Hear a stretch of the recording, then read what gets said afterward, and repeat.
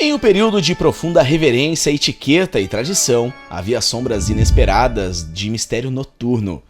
Uma época conhecida por sua pompa e opulência, mas que escondia segredos perturbadores, estranhas superstições que beiravam o absurdo e o bizarro. Olá, viajantes da história! Preparem seus kits caçadores de vampiros, com muita água benta, alho, prata e estacas de madeira, porque embarcaremos para a Era Vitoriana e descobriremos tudo sobre os relatos de vampiros daquela época. Antes, já deixe o seu super like e sem mais demora, vamos ao vídeo.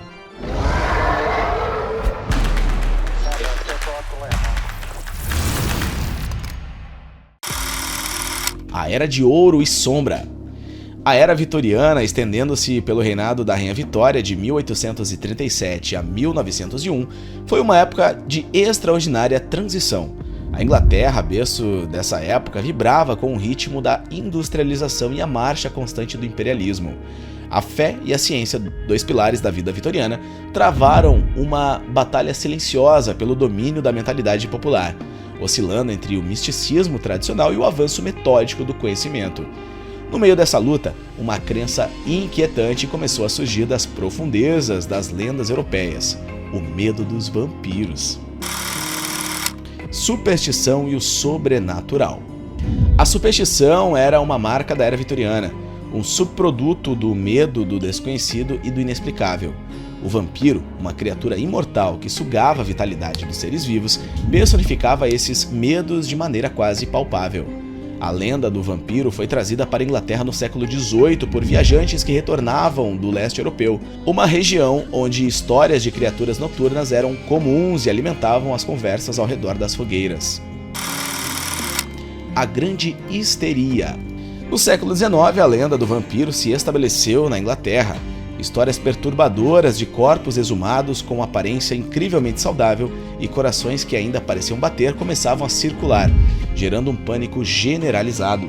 A figura dos ladrões de corpos, indivíduos que supostamente profanavam sepulturas para roubar os cadáveres, reforçou ainda mais o medo de vampiros. Tumbas começaram a ser protegidas por grades de ferro, uma medida preventiva tanto contra a possível ressurreição dos mortos, quanto contra a violação dos túmulos pelos vivos. A imitação. Conforme a histeria do vampiro se intensificava, algumas pessoas começaram a adotar a aparência e o comportamento dessas criaturas noturnas, na tentativa de controlar o medo de se apropriarem da fantasia. Vestiam-se com roupas escuras e pálidas, exibiam uma postura misteriosa e isolada e até mesmo se escondiam da luz do sol. Num esforço para se assemelhar aos seres que tanto temiam, as fronteiras entre a realidade e a ficção começaram a se misturar, dando origem ao fenômeno social singular que fazia as linhas entre o natural e o sobrenatural se borrarem. O legado e o despertar. A Era Vitoriana pode ter terminado, mas a fascinação pelos vampiros permaneceu. Essa figura mítica evoluiu, se tornando um ícone da literatura e da cultura popular. Bram Stoker, em 1897, cristalizou a imagem do vampiro na consciência coletiva com seu famoso romance Drácula. A persistência desta crença, nascida na turbulência da Era Vitoriana, ressoa até hoje. De romances e filmes a séries de televisão e jogos de videogame, a influência do medo vitoriano do vampiro é evidente. Um exemplo pungente de como a superstição pode moldar e influenciar sociedades em suas gerações. Vampiros e ciência.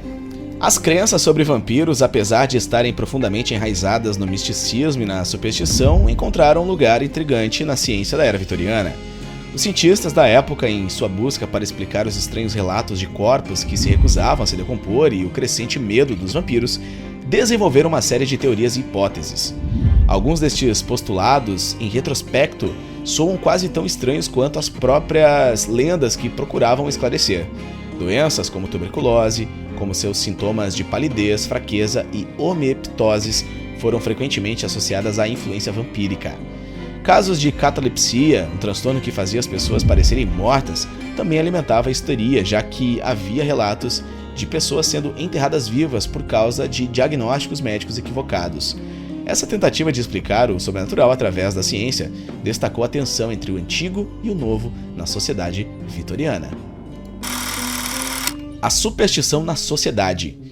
O período vitoriano foi caracterizado por uma constante luta entre a razão e a superstição. No meio do avanço científico e industrial, brotava crenças paranormais e movimentos como o espiritismo. Nesse ambiente complexo, o medo de vampiros era uma extensão natural das ansiedades e preocupações cotidianas. Mesmo com as crenças em fenômenos sobrenaturais, existiam esforços conscientes para explicar essas ocorrências, através da lógica e da ciência.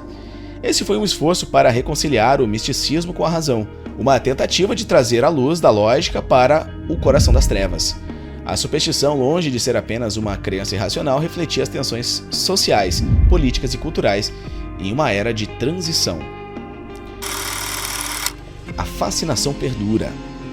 A imagem do vampiro continua a ser uma figura potente e influente, mesmo após mais de um século. Através da literatura, do cinema, das artes e da cultura popular, o vampiro persiste como uma figura que simboliza simultaneamente o medo e a sedução, a morte e a imortalidade.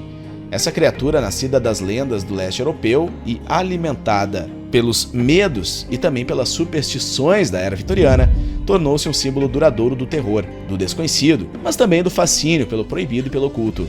A presença do vampiro nas diversas formas de expressão cultural demonstra a força desta crença e como ela permeou o imaginário coletivo. Avançando para o século XXI, a figura do vampiro permanece tão prevalente e influente quanto antes. Nas obras literárias, nos filmes e nos programas de TV, os vampiros continuam a seduzir o público com sua combinação de horror e fascínio. De Crepúsculo a Entrevista com o Vampiro, de Buffy a Caça-Vampiros a True Blood, a presença dessas criaturas é um testemunho duradouro da crença vitoriana nos vampiros. No entanto, o vampiro moderno muitas vezes é retratado de uma maneira muito diferente de sua contraparte vitoriana, muitas vezes sendo humanizado e, em alguns casos, até mesmo romantizado. Isso reflete as mudanças nas nossas crenças e medos e mostra como a figura do vampiro evoluiu e se adaptou aos tempos modernos.